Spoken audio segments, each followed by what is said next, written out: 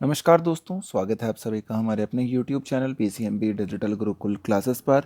बच्चों, आज मैं आपके साथ डिस्कस करने वाला हूं KVPYSA सेक्शन 2020 बायोलॉजी का solution, part A and part 2 दोनों। बेटा, अगर अभी तक चैनल को सब्सक्राइब नहीं किया हो तो ज़रूर कर लें और हमारे अपडेट्स में जाकर KVP अपडेट्स में आप प्रीवियस ईयर के बाकी सॉल्यूशंस पे चेकआउट कर सकते हैं। तो पहला क्वेश्चन है, विच one of the following chemicals, कि भाई जिन केमिकल्स का आपके सामने नाम लिया गया है इनमें से वो केमिकल कौन सा है जो कि सबस्ट्रेट, जिस एंजाइम के सामने या जिसके लिए सबस्ट्रेट कार्बोनिक एनहाइड्रेज होना चाहिए। तो देखिए, आप लोगों ने एक रिएक्शन ज़रूर अब से पहले पढ़ी होंगी, जिस रिएक्शन को हम लोग क्या कहते हैं बेटा, कि CO2 का जब ट्रांसपोर्ट होता है तब इस रिएक्शन का हम इस्तेमाल करते हैं कि CO2 प्लस वाटर जो होता है वो बाइकार्बोनिक एसिड्स बनाता है और बाइकार्बोनिक एसिड्स बनने के कारण वो रिवर्सिबल रिएक्शन होती है जो कि लंग्स में जाकर पूरी की पूरी पलट भी जाती है। देखिए, मैं आपके लिए रिएक्शन लिख भी देता हूँ यहाँ पर। ये हमारे पार्ट 1 का पहला क्वेश्चन था इस बार के एग्जाम में। क्या रिएक्शन होती है वो, अगर हम उस रिएक्शन को लिखना चाहें तो CO2 प्लस वाटर जो होती है वो कन्वर्ट होती है H2CO3 में और ये कन्वर्ट होती है H प्लस HCO3 माइनस में। और इसके लिए जो एंजाइम चाहिए यहाँ पर वो चाहिए होता है ये वाला कार्बोनिक एनहाइड्रेज। तो यहाँ पर हमारा इन चारों ऑप्शंस में से क्या करेक्ट आंसर रहेगा बेटा, CO2। तो यहाँ पर बी आंसर हो जाएगा हमारा 46 क्वेश्चन का। स्मॉल इंटेस्टाइन का क्या फंक्शन नहीं है, ये हमारा question number 47। Absorption of and products of digestion, अच्छा बिल्कुल गलत बात है तो, क्योंकि ये तो होता है। Digestion of protein, digestion of lipid, ये भी होता है। कैसे होता है डाइजेशन ऑफ प्रोटीन और डाइजेशन ऑफ लिपिड्स, ये होता है एंजाइम से। कौन से एंजाइम से होता है भाई प्रोटीन का डाइजेशन, अगर हम बात करें तो ट्रिप्सिनोजन, किससे होता है, ट्रिप्सिनोजन से। और लिपिड्स का किससे होता है अगर हम बात करें तो लाइपेज से। एसिडिफिकेशन, जी नहीं, ये पीएच जो होता है एसिड वाला ये तो स्टमक में होता है, तो ये स्मॉल इंटेस्टाइन का फंक्शन नहीं होता, इसलिए यही इसका आंसर होगा, आंसर नंबर डी। इंसुलिन क्या स्टिमुलेट करता है, क्या कन्वर्ट करता है, अगर हमसे ये पूछा जाए तो इंसुलिन का बेसिक सा क्वेश्चन जो कि 48 क्वेश्चन था, इंसुलिन बेसिकली हाइपोग्लाइसीमिया करता है, यानी कि ग्लूकोज के लेवल को बॉडी में कम कर देता है। कैसे, बाय कन्वर्टिंग इनटू ग्लाइकोजन, यानी मोनोसेक्राइड्स को पॉलीसेक्राइड्स में कन्वर्ट कर देता है। तो यहाँ पर हमारा आंसर होगा बी, कि ग्लूकोज को कन्वर्ट कर देता है किसमें, ग्लाइकोजन में। कौन, इंसुलिन, जिसकी वजह से ग्लूकोज की वैल्यू कम हो जाती है और ग्लाइकोजन को हम लोग क्या कहते हैं बेटा, एनिमल पॉलीसेकेराइड। ऐसे स्टार्च को कहते हैं प्लांट पॉलीसेकेराइड, ठीक है। बाकी तो इसमें से ऑप्शन था नहीं यहाँ पर, स्टार्च तो प्लांट का होता है। इसके बाद आपके पास क्वेश्चन नंबर है 49 की इकोसिस्टम के बारे में क्या बात गलत है। तो देखिए भाई, ऑटोट्रॉफ्स फॉर्म द बेसिस, ये बात तो सही है। A terrestrial ecosystem most of the production is by detritivores and not herbivores, ये बात भी बिल्कुल सही है कि टेरेस्ट्रियल के अंदर detritivores जो होते हैं वो छोटे छोटे बैक्टीरियाज वो ज़्यादा इंपॉर्टेंट होते हैं। अप्रॉक्सीमेटली 10% ऑफ एनर्जी ट्रांसफर होती है, ये भी लिंडनमैन्स लॉ ठीक है। पहली स्टेटमेंट की पोइक्लोथर्म्स यानी कि कोल्ड ब्लडेड एनिमल्स जो हैं उनका मेटाबॉलिक रिक्वायरमेंट ज़्यादा है, किससे से, होम्योथर्म से, ये स्टेटमेंट बिल्कुल गलत है। ऐसा नहीं होता, क्योंकि होम्योथर्म्स क्या करते हैं, होम्योथर्म्स थर्मो रेगुलेशन करते हैं और थर्मो रेगुलेशन या टेम्परेचर को रेगुलेट करने के लिए उन्हें ज़्यादा एनर्जी की रिक्वायरमेंट होती है, तो उनकी मेटाबॉलिज्म कंपैरेटिवली ज़्यादा होगी। तो इसका आंसर क्या होगा, ए। इसका आंसर क्या होगा, A. Proton motive force is created by proton pumps across, कि प्रोटोन मोटिव फोर्स जब हम बनाते हैं तो प्रोटोन पंप्स किस तरफ क्रॉस होते हैं।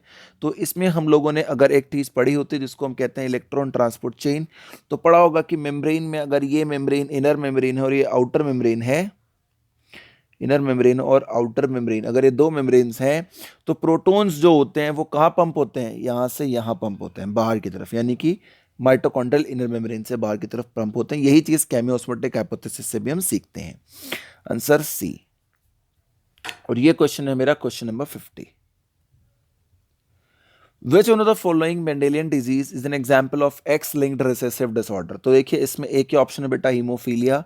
बाकी जो है सिकल सेल एनीमिया, फिनाइलकेटोन्यूरिया, ये सब क्या है, ये ऑटोजोमल रिसेसिव है, ऑटोजोमल रिसेसिव है।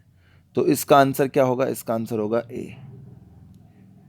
विच one of the following pairs give rise to fruit and seed. तो बेटा ये तो बहुत ही आसान क्वेश्चन था कि फ्रूट बनता है ओवरी से और सीड बनता है ओव्यूल से। इसमें तो बहुत ज़्यादा कोई एक्सप्लेन करने की ज़रूरत भी नहीं थी। अगला क्वेश्चन था कि वैक्सीनेशन का कॉन्सेप्ट जो है, जो फादर हमारे एडवर्ड जेनर को आया था, वो कहाँ से आया था। तो ये भी हम सब लोग जानते हैं कि मिल्क मेड्स जिनको काउपॉक्स था, जिस बच्चे को काउपॉक्स का इन्फेक्शन था, उसी को स्मॉल पॉक्स इन्फेक्शन बाद में नहीं हुआ था। तो टीबी वाला नहीं है, एंथ्रेक्स वाला नहीं है और रेबीज वाला भी नहीं है। काफ़ी आसान सवाल था, सी। एक जीनोटाइप दिया गया है आपको AABBC और दूसरा जीनोटाइप दिया गया ये, और आपको क्रॉस करके कहा गया है कि कितने जीनोटाइप्स बन सकते हैं। तो देखिए F1 क्या बनेगा इस केस में, F1 ये बनेगा AABBCC। तो कितने हेटेरोजाइगोट्स हैं बेटा यहाँ पे, 3। कितने हेटेरोजाइगोट्स हैं, 3। तो कितना होगा, 2 की पावर n होता है।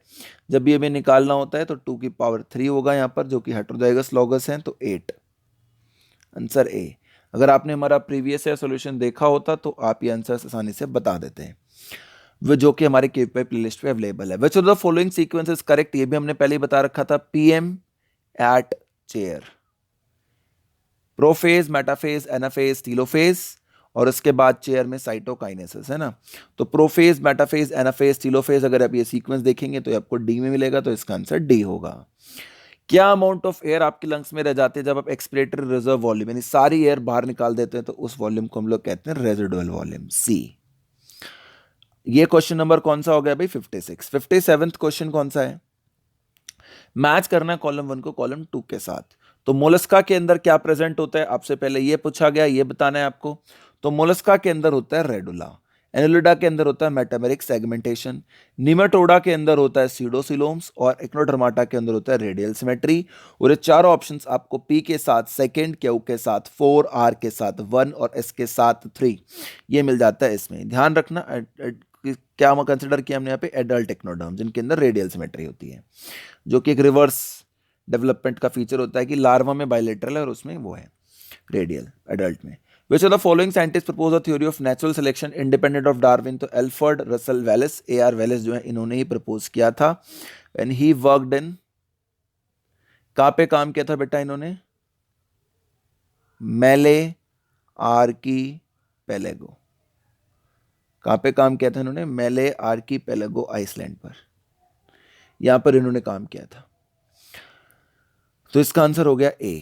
नेक्स्ट क्वेश्चन, हार्मफुल केमिकल्स का अगर एक्सपोजर होता जाए तो मैक्सिमम कहाँ होगा। तो भाई ये बायोमैग्निफिकेशन है, इस पे भी पहले ही हमसे क्वेश्चन पूछा जा चुका था, और अगर हम इसको देखते हैं तो हमारे को पता चलता कि ये होगा at the top of food chain, सबसे टॉप वाली जो होगी उसके अंदर होगा, सी। Question number 59।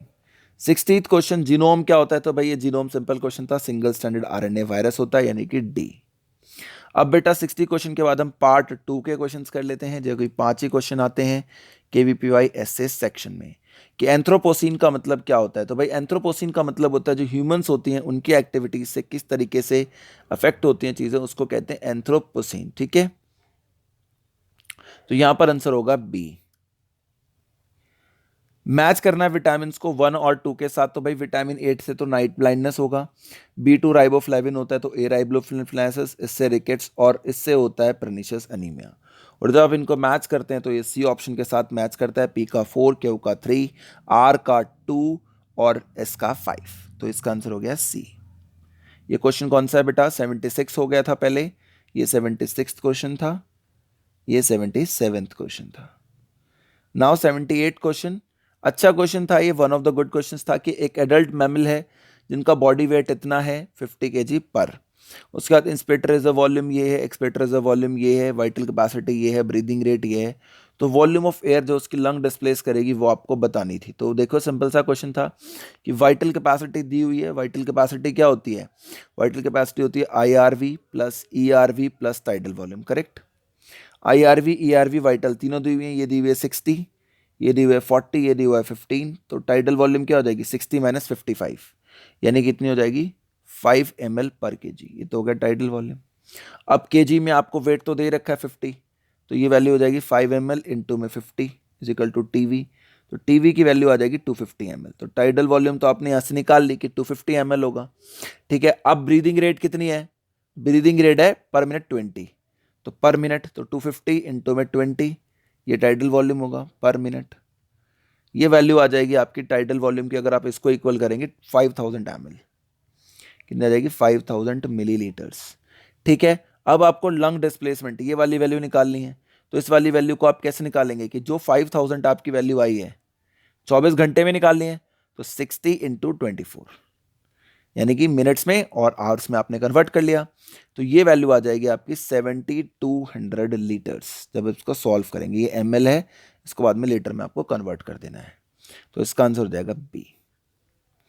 एक ब्रीड है जिसके अंदर लॉन्ग हेयर फिनोटाइप जो है रिसेसिव है टू शॉर्ट हेयर, यानी कि बेसिकली आपको क्या बताना है कि लॉन्ग हेयर रिसेसिव है, तो लॉन्ग हेयर को आप रिप्रेजेंट करेंगे स्मॉल एल से, और शॉर्ट हेयर डोमिनेंट है, ठीक है, तो उसको आप डोमिनेट करेंगे एल से। इन ए लिटर, जो जितने भी नए ऑफस्प्रिंग्स बनने वाले हैं नेक्स्ट जनरेशन में, एक पपी शॉर्ट हेयर है और सिबलिंग जो है उसका साथ वाला लॉन्ग हेयर है, तो क्या आप कंसिडर फॉलो, क्या हो सकता है पॉसिबिलिटी की क्या क्या हो, तो क्या क्या हो सकता है, देखिए कोई मुश्किल सवाल नहीं है ये वाला, कि भाई ये हो सकता है पेरेंट कैन बी आइदर, क्या क्या पॉसिबिलिटीज आप ड्रॉ करेंगे तो आपको दो ही दिखेंगी आखिरी में, कि या तो ये हो सकता है L small L multiplied by L small L, इसका रिजल्टेंट क्या आता L L L small L L small L small L small L, तो देखिए लॉन्ग हेयर वाला भी, सॉरी शॉर्ट हेयर वाला भी आ गया और लॉन्ग हेयर वाला भी आ गया जैसे आपकी डेरिवेशन थी, या तो ये होगा ए, या दूसरी इक्वेशन आपके पास हो सकती है एल स्मॉल एल इंटू में दोनों रिसेसिव, तब भी आपके पास आ जाता सेम इक्वेशन कि L small L L small L small L small L small L small L, तो इस केस में भी आपके पास जो है जब आप इस तरीके से इक्वेशन सॉल्व करते तो भी आपके पास ऐसा हो सकता था कि जो स्मॉल एल है उससे तो वो आएगा ही, और कुछ कैपिटल वाले भी आ जाएंगे, यानी शॉर्ट और लॉन्ग हेयर दोनों आ सकते हैं। तो जब आप इसको दिखाते हैं तो आपके पास दो पॉसिबिलिटीज हैं कि दोनों पेरेंट्स जो हैं वो शॉर्ट हेयर्ड हों, जैसा कि इस केस में होता,